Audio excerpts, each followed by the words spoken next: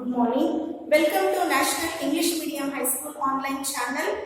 So, dear students, today we are going to study the part 3 of atoms and molecules lesson.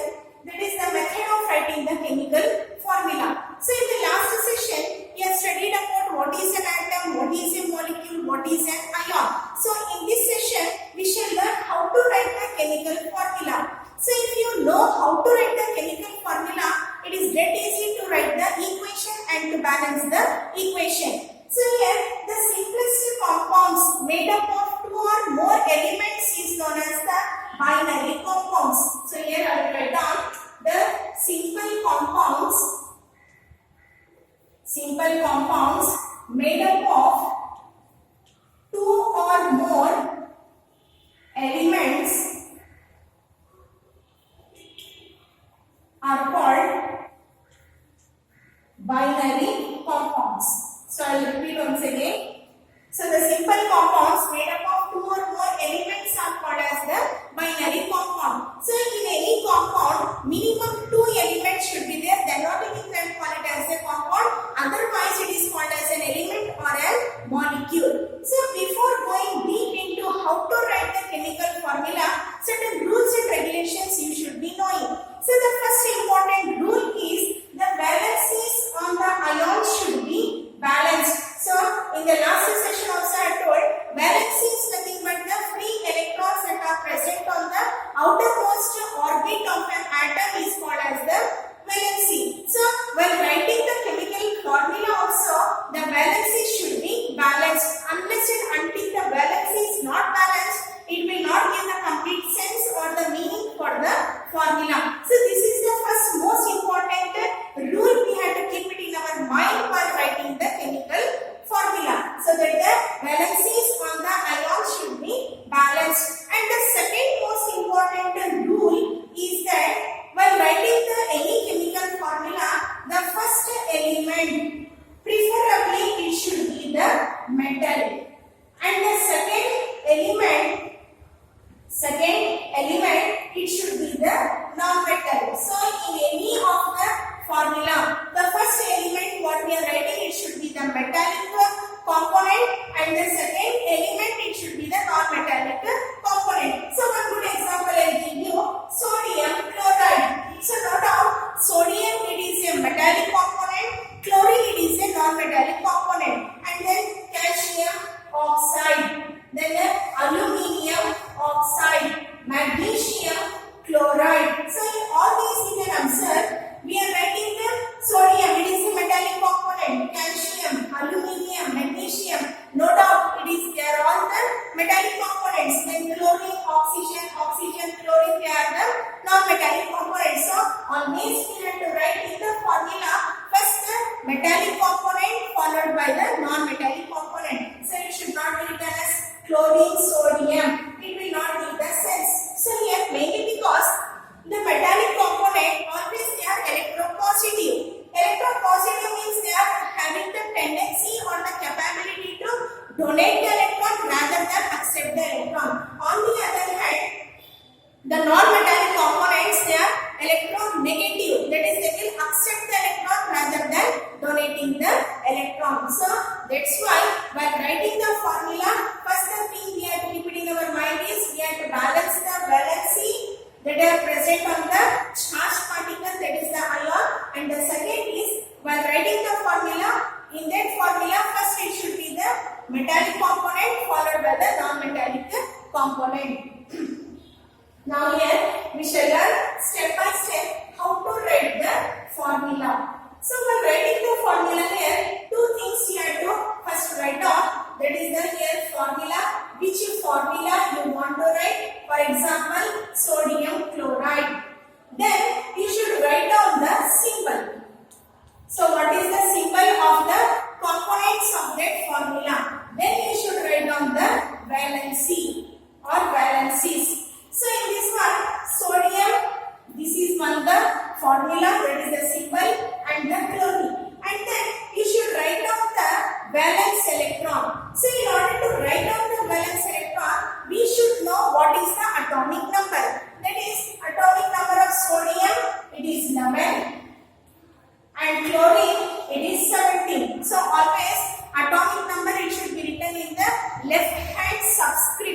left hand subscript denotes that it is the atomic number.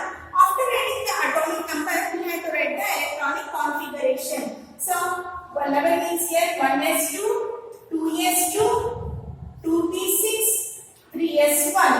So after writing the electronic configuration, we have to bifurcate the electrons as 2, 8, 8. So this is the 2, 8. Then remaining only one electron it has got. That means its valence electron, it is only one electron. Next, coming to the chlorine. So in the chlorine, if you write the configuration, it will become 1s2, 2s2, 2p6, 3s2, 3p5. So here 10 plus 7, 17 electron. That is, we have to balance the atomic number.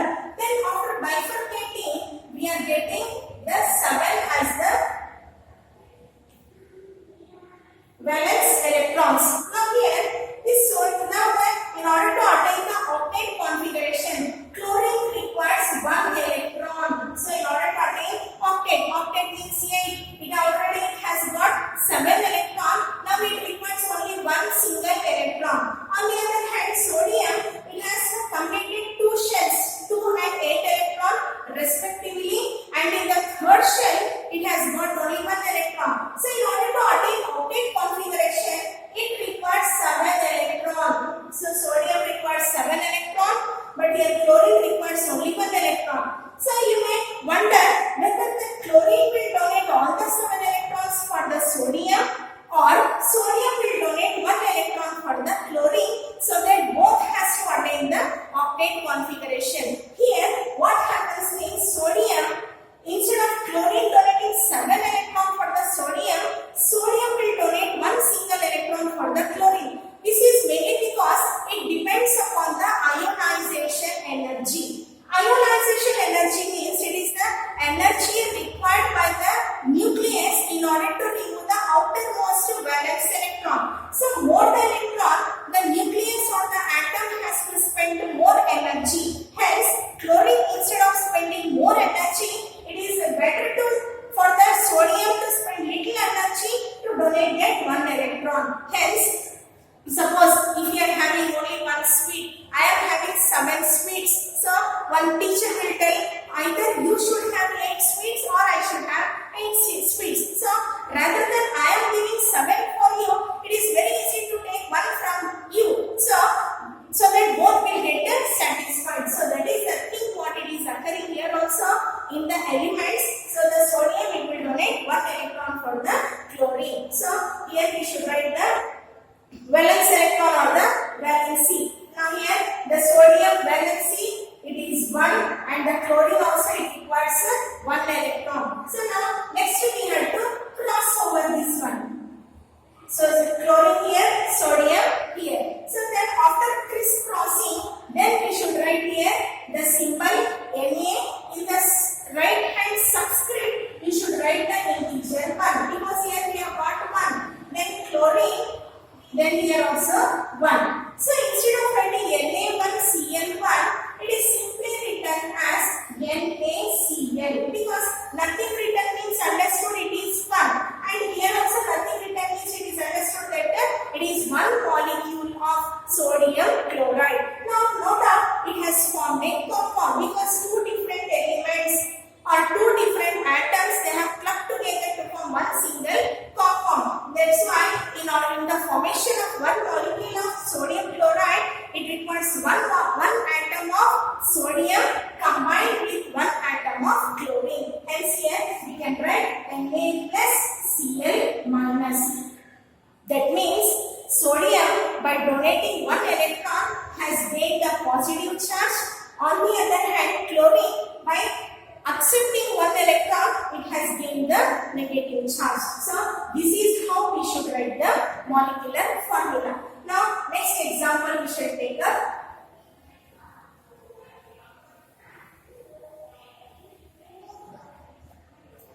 Carbon tetrachloride. Carbon tetrachloride. So this carbon, 4 means nothing but tetra, Cl stands for chlorine, hence we will call carbon tetrachloride. So the symbol here is carbon and should know, and chlorine also valency we should know. So carbon atomic number it is 6. So while writing the formula electronic configuration, it will become 1s2, 2s2, 2p2. That is 6 electrons. So atomic number it is 6. So after bifurcating, we are getting 2, 4. That is the 4 is the valence electrons.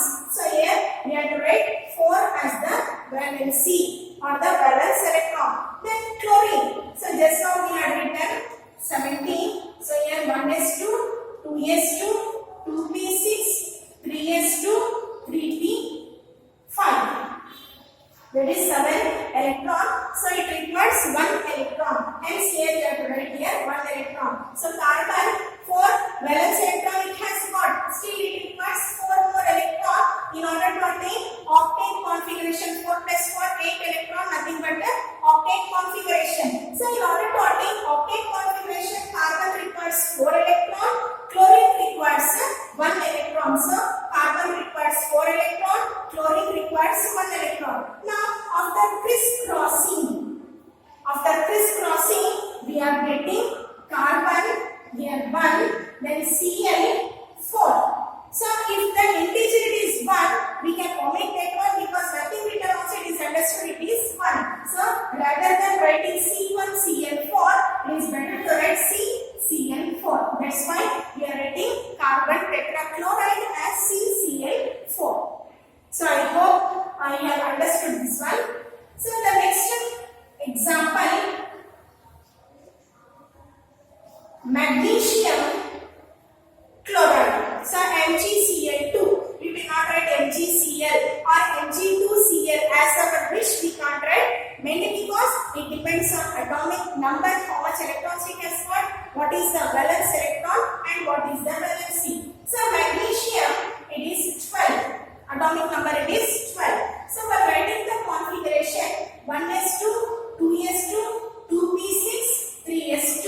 So if we bifurcate 2, 8, 2. So it has got here 2 valence electron. That is the magnesium it has got the capacity or tendency to donate 2 electron. Next here chlorine, as you know, it requires 1 electron. Isn't it? So now in 2 examples also we have studied about the chlorine. So we can write down the shorthand configuration as 2, 8, 7. That is 17 electron. Now it requires only 1 electron. But magnesium it has got 2 electron. So 1 electron if it donates for 1 chlorine. Suppose if you write here as MgCl, it is not balanced because in the starting at 1, while writing the formula, the valency on the ions should be balanced. So if you write MgCl, actually Mg, that is magnesium, it has got 2 free electron. 1 electron it has donated for 1 chlorine. 1 more electron it is remaining. So that 1 electron, magnesium it cannot keep it for itself.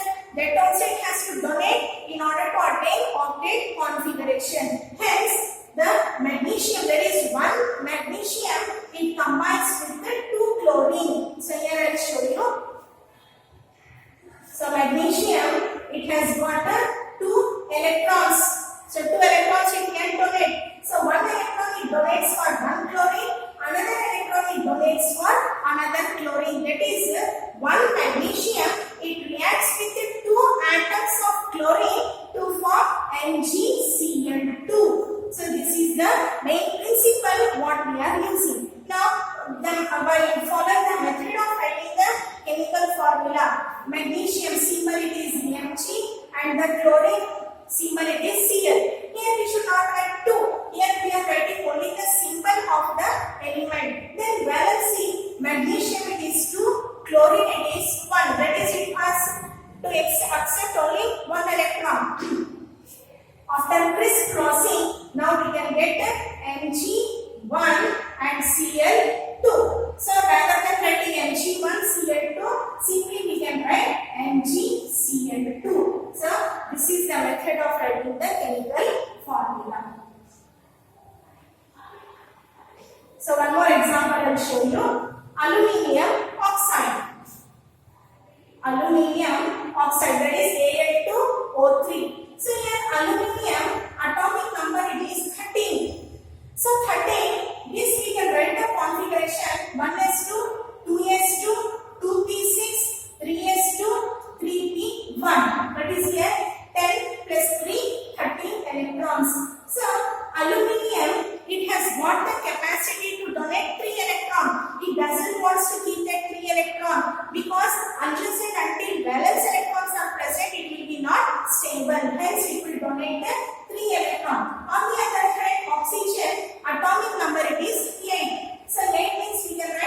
1s2, 2s2, 2p4. That is 4 plus 4, 8 electron. That is here. It has got 6 electrons.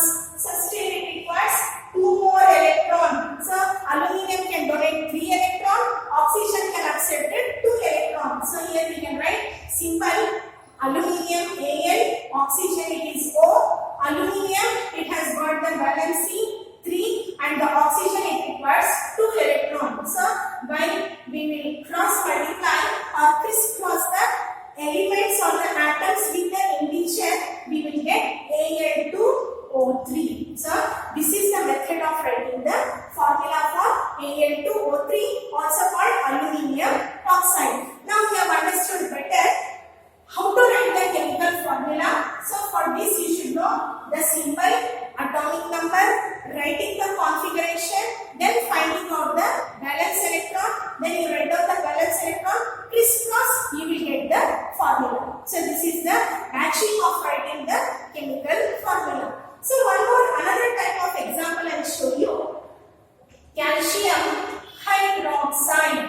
So here we are using the bracket. Now so far the examples what we have studied, we have never used the brackets at all. But here I am using the bracket. Now let us see what is the reason. So here calcium, then hydroxide. So calcium, atomic number it is 20. We will write the configuration 1s2, 2s2, 2p6, then 3s2, 3p6, 4s2. So this is the configuration. While we bifurcate, we are getting 2, 8, 8, 2. So now the 2 are the free electrons. So calcium, its free electrons it is 2. And hydroxide, it wants only 1 electron. So in any combination, hydroxide, OH stands for, it is a combination of oxygen and hydrogen. In combination, it requires 1 electron. So hydroxide it requires 1 electron. So if we cross over or crisscross, we are getting Ca1OH twice. So or else we can write CaOH twice. That is 1 we can omit. So why the reason why we have to write CaOH twice? Why not CaOH2? This is the incorrect method. Because the hydroxide that is in combination, OH stands for hydroxyl. So this hydroxyl compound, it requires only 1 electron. But calcium, it has got the capacity to donate 2 electrons because it has got 2 free electrons. So hydroxyl it wants only 1 electron. So in order to balance the ion, that calcium it donates 1 electron.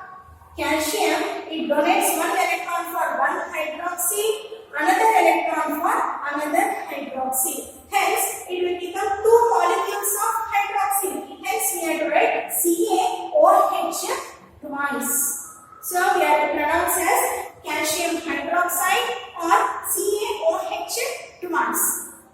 So, these are the polyatomic ions that has to be written inside the bracket, indicating the integer outside the bracket. So, hope you have understood in this session how to write the chemical formula. So, today I will give you some elements to write down their formula. That is the symbol, valence electron, and then you should lastly arrive at the formula. So, write down the assignment. One is calcium oxide. The second is sodium carbonate.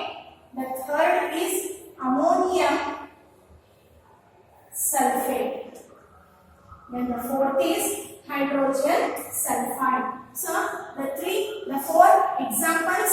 First you should know the atomic number, write down the configuration, bifurcate, come to you will arrive at the valence electron, write down the symbol, valence electron, crisscross, you will get the formula. So dear students, hope you have understood and enjoyed learning how to write the chemical formula. It is just playing with the letters and numbers, that's all. It is very funny and also it is very quite interesting. So meet you in the next session. Until then, have a good day. Thank you.